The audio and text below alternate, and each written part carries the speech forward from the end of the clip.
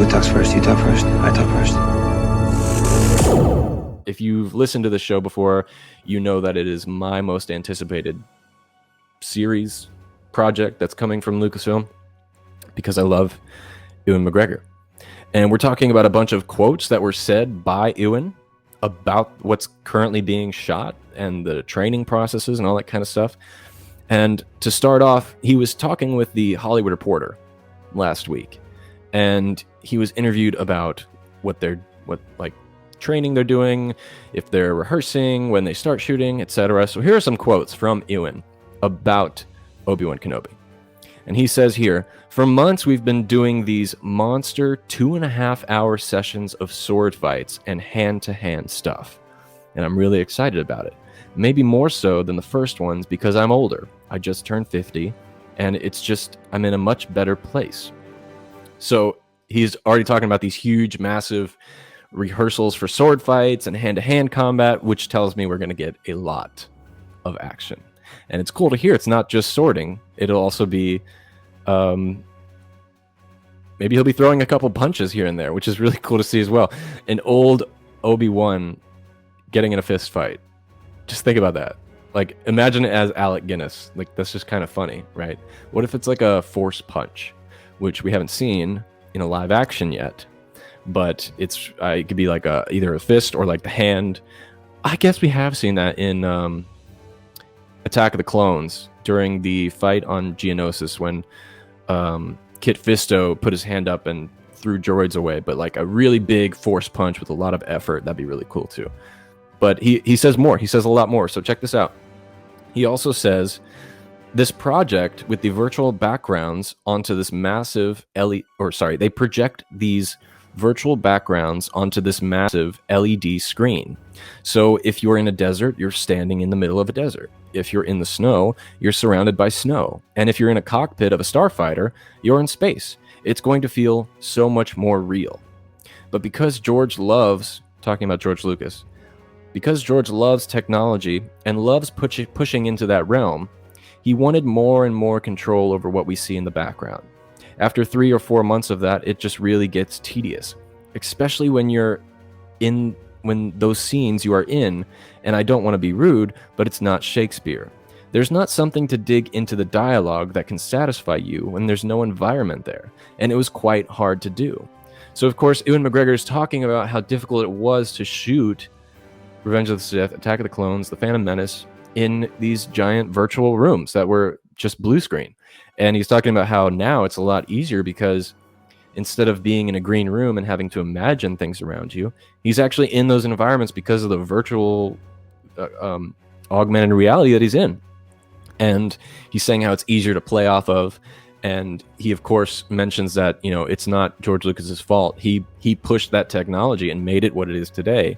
And it was just an earlier stage, but he thinks it will affect his acting and he'll be able to portray Obi-Wan in the environment a lot nicer, which I totally agree is what's going to happen.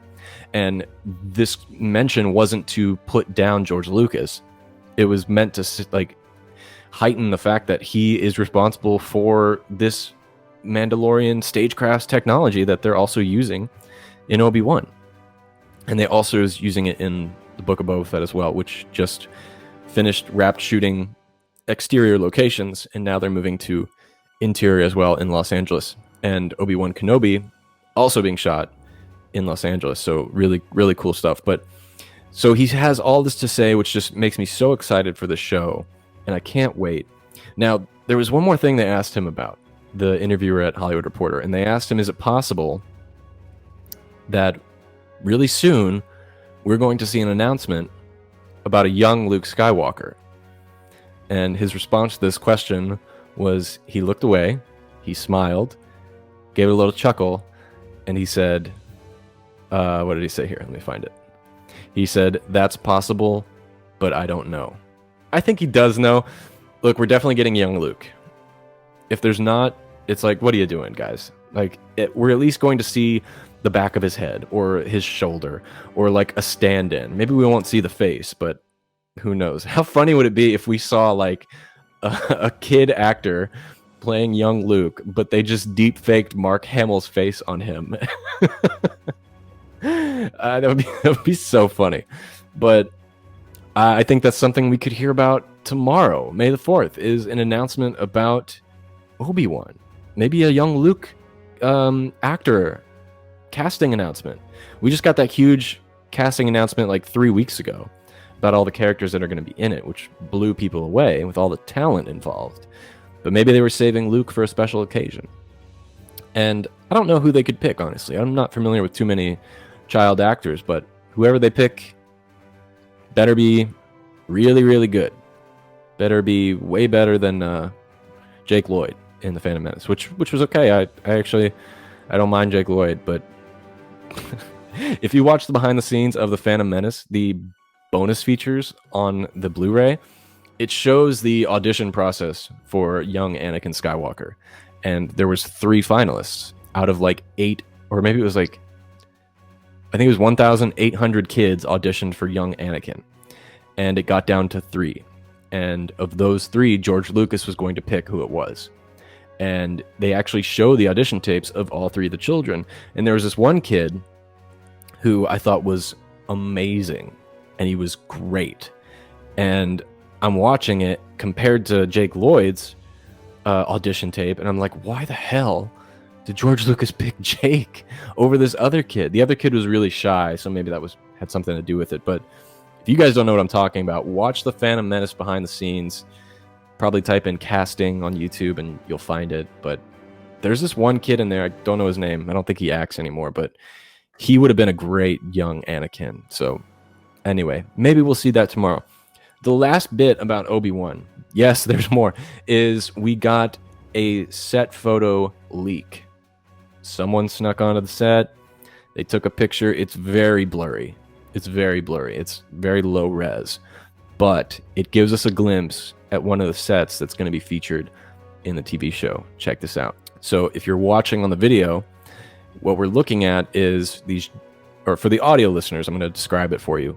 It's this huge hexagonal stage outside, and it's surrounded by these giant concrete walls on each side.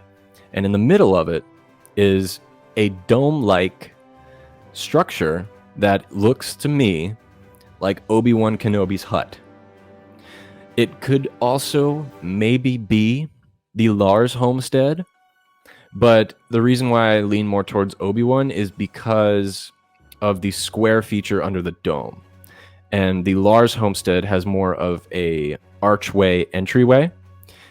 And of course, the blue screens are behind it because we know from A New Hope that Obi-Wan Kenobi lives on the edge of a cliff.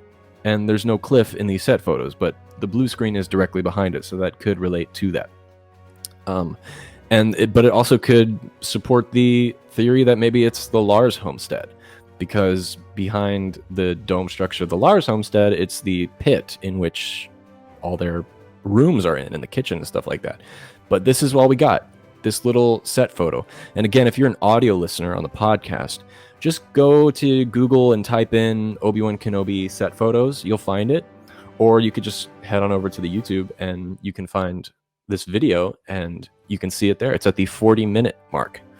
But this is pretty cool. It's, like I said, this is my most anticipated show. I don't know what else to say. This thing's going to be right up my alley. So excited. Let me know what you guys think, and we'll talk more about it. And of course, as soon as we get more details, we'll talk about them here. That's what we do.